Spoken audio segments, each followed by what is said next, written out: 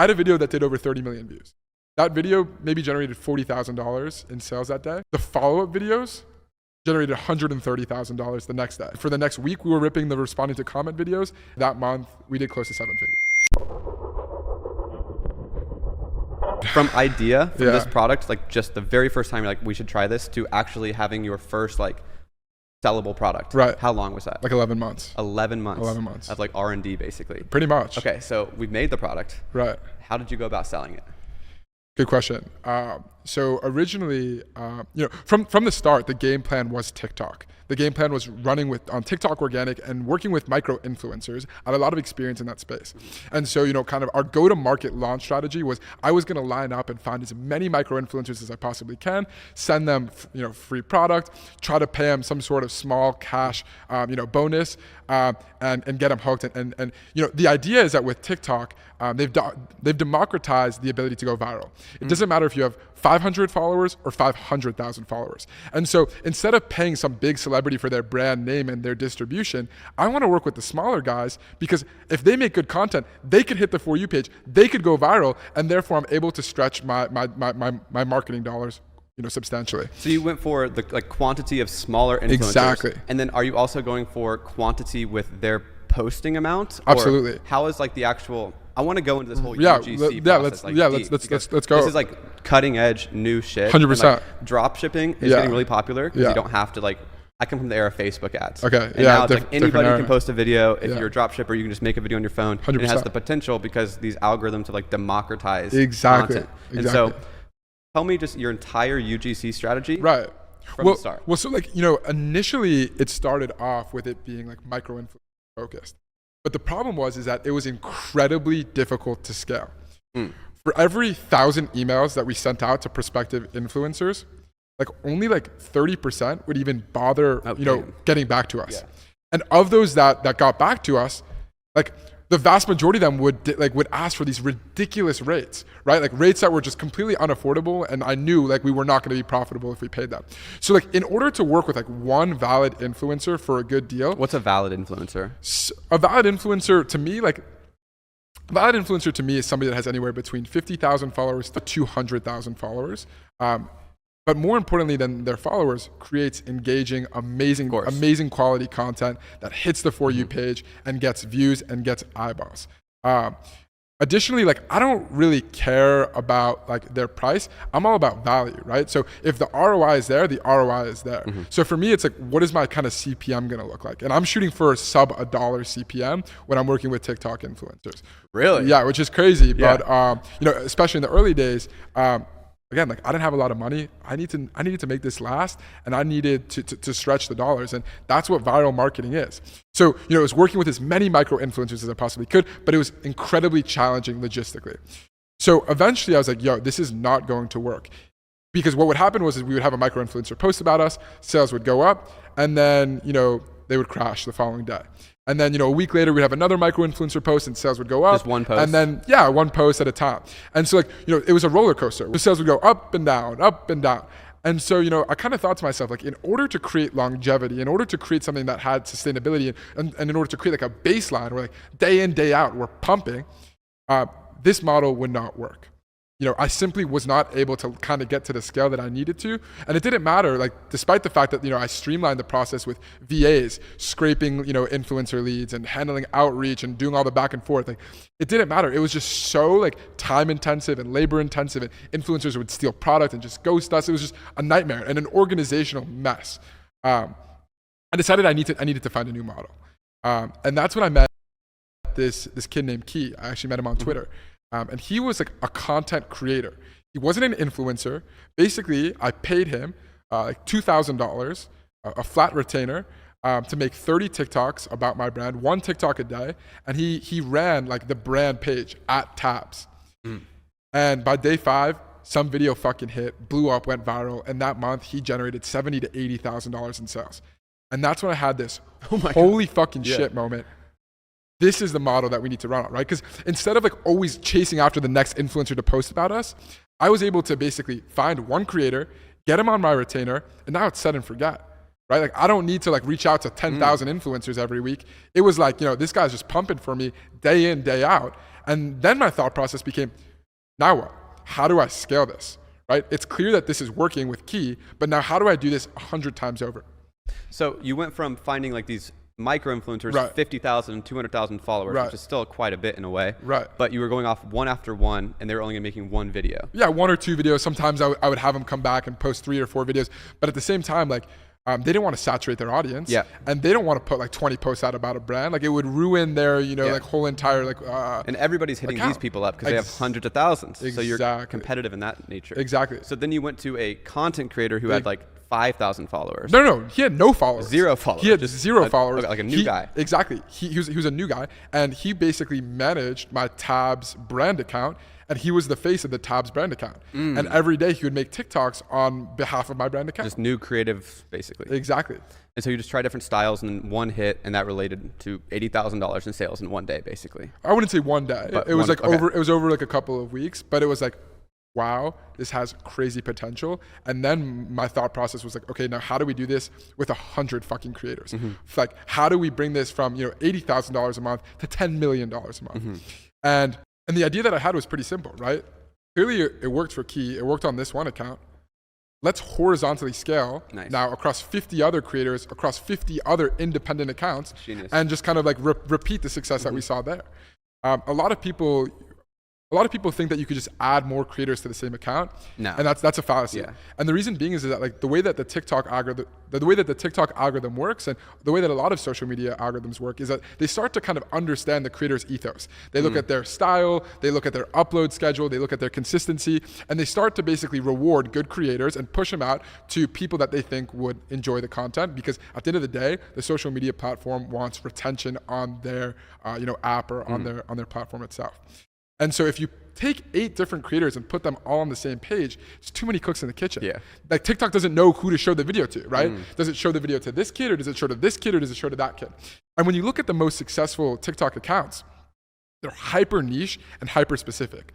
Like if you think about, the Cold Stone guy, you know who I'm talking Yeah. about? The dude that basically of chops course. up fucking Yeah. ice cream. Every single video is the same video. Or you look at the dude that makes the Subway sandwiches. You know that guy? Yep. Same exact video every single fucking time, bro. The same thumbnail, the same storytelling, the same closing, the same frame. Like it follows a recipe, it follows a formula. TikTok loves it, viewers love it. They know it's gonna get views, and it gets pushed out and gets millions of views. So I was like, instead of having like 20 creators on one account, I'm going to basically diversify and set them up with their own individual independent account and have them be the face You of it. made them accounts? No. Okay. If I made the accounts, TikTok, like my IP would be tied to 20 accounts. TikTok would be like, yo, this guy's abusing the Yeah. platform. He's trying to like algo hack. Yeah. Like, fuck this guy, we're gonna shadow ban him. So no, I let the creators create the accounts with their own email, their own password, their own phone number. So they're making a new account then? Yeah, they're making a new account. Okay. And then I give them instructions. Here, you're gonna name the account some variation of Tabs, some variation of Tabs Oh, Chocolate, okay, I Tabs didn't know Chocolate that. Company, Tabs Chocolate Co., Tabs USA, the viral chocolate. At this point, we have hundreds of accounts, thousands of accounts. But you don't control any of them. No. Dude, I don't want to be controlling the content. What I want to do is cast as wide of a net as possible and hit as much scale as I can. I don't want to be like in charge of the TV show. I want to own the whole entire fucking news channel, right? And my thought process is that like I have 300 TV shows going on. Yeah. And I don't know which one's gonna hit. That's really smart. It might be the prankster. It might be the grandparents. It might be the model. It might be the OnlyFans thotty. I don't know, right? Like I don't know. I can't tell you which one's gonna hit. But I know that inevitably, if I have enough content going out every single day, one is going to hit. And all I need is one to hit in order to drive serious impact in sales. Okay, so I want to get into the details of this now. Yo, let's go. UGC, what does it stand Yeah, for? user-generated content. Okay, so how are you finding these people? What is the arrangement? How much do you pay? Absolutely. And how much instruction are you giving? Yeah, okay. So where do I find these people? I was able to find them on Twitter and leverage my personal brand and my own following in order to kind of get them and onboard them as a TikTok content creator for my brand. And here's the thing, like I wasn't like super picky, like, oh, you need to be like a super high performing creator, like, or like you need to have X background or whatever. It's like, no, do you have all your limbs and do you have a phone? like let's work. Let's fucking work, dude. Cause that's how, like my product is so intrinsically viral. It doesn't take like a creative genius in order to push out good quality content with it. Like we don't need to come up with some crazy script and story and concept in order to get views. You just need to like flash the product and boom, like 2 million views.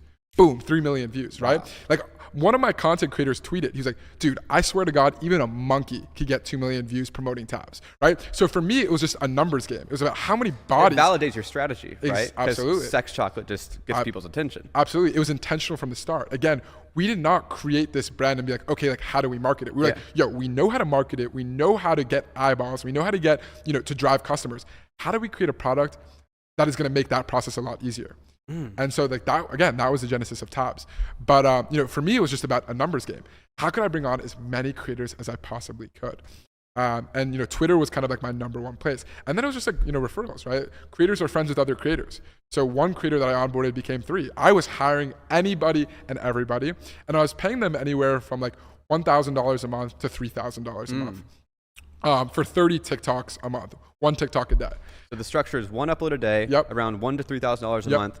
Do they have creative control? Of course. I don't want to be there sitting there micromanaging and feeding them scripts and going back and forth with the creator. They have full creative control. Now, what I will say is that like when a video goes like viral, I send it out to all of my creators and it's like, yo, you guys all need to remake this, take notes, remake this, because the reality is with TikTok, copy it.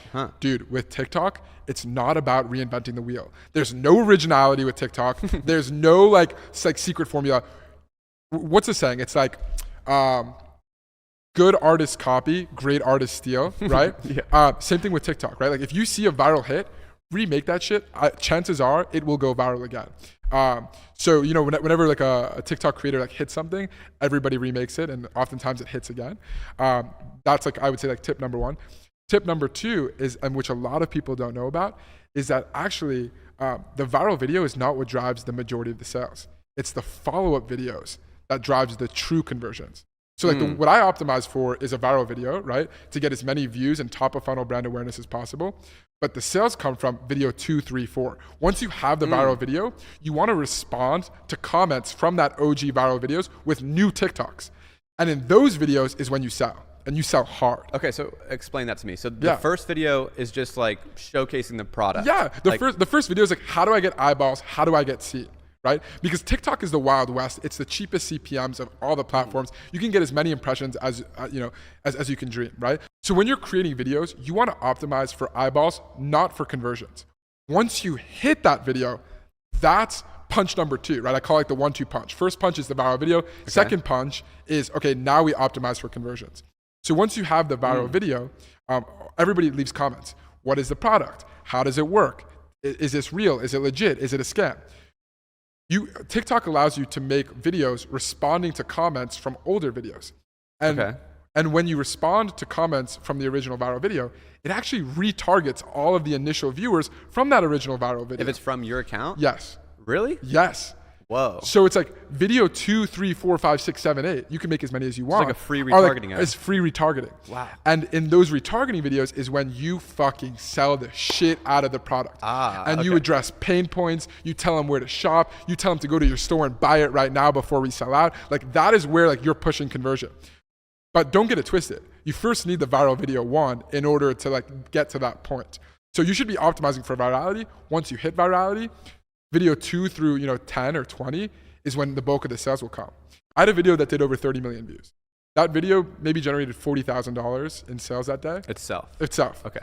The follow-up videos generated $130,000 the next day. And for the next week, we were ripping the responding to comment videos. And that month we did close to 7 figures. Okay, so the video goes viral on your account. Right. You are the one making the follow-up video of like. No, the creator is. So the creator posts a video, it goes viral, right? Then the creator makes responding to comment videos, responding to comments from that original viral video, and they're new videos, new TikToks. Okay, but then if you say, so say to your account, you're the creator. Yeah. And it's going viral. Yeah. And then I make a reaction to your comments. That's not going to do anything. Okay. It needs to be like from the same account. Same account. So I have the viral video, and I see a bunch of people comment, and now I'm going to respond to comments on that original viral video with like specific, conversion focused, product centric kind of TikToks that are focused on selling and actually bringing a viewer and turning them into a customer. That's genius. I did not know that. I didn't know that. Free retargeting. Yeah. Dude, I didn't know that either until, I stumbled upon this. Like it kind of fell into my lap where one of my creators started making the responding to comment videos, and we're like, holy fucking shit. I'm looking at the live view of my dashboard on my phone, and I see it like spike by like 800%. I'm like, what the hell is going on? And that's when I kind of discovered like this like little hack that is probably like responsible for the majority of my sales, at least the sales that are coming from TikTok. Now I would say we're like pretty well diversified. Yeah. We have a lot of other channels in the mix. Yeah, and this is specifically for TikTok or like Instagram Reels. Like I don't know about Instagram Reels. Just strictly TikTok. Strictly TikTok. Okay, people really need to understand how different each platform is. There are a lot of nuances and intricacies for sure. So just to recap, basically, the first video is supposed to get their interest, get their attention. Yes. And then so just be like flashy, showing this chocolate. And then the next one's where you can talk about like the bullet points. This is what's great about the product. This is the price point. Maybe this is like any like basically objection you want to overcome. Exactly. Because if you hit them with that first, it's not going to go viral. They're bored. It's an ad. Nobody wants to fucking watch an ad. But if they have an idea of what the product is, now they're interested, they will take the time to learn. Bingo. That makes sense. You're basically like riding on the TikTok's algorithm and you get free retargeting, right? So it's like it's a no-brainer.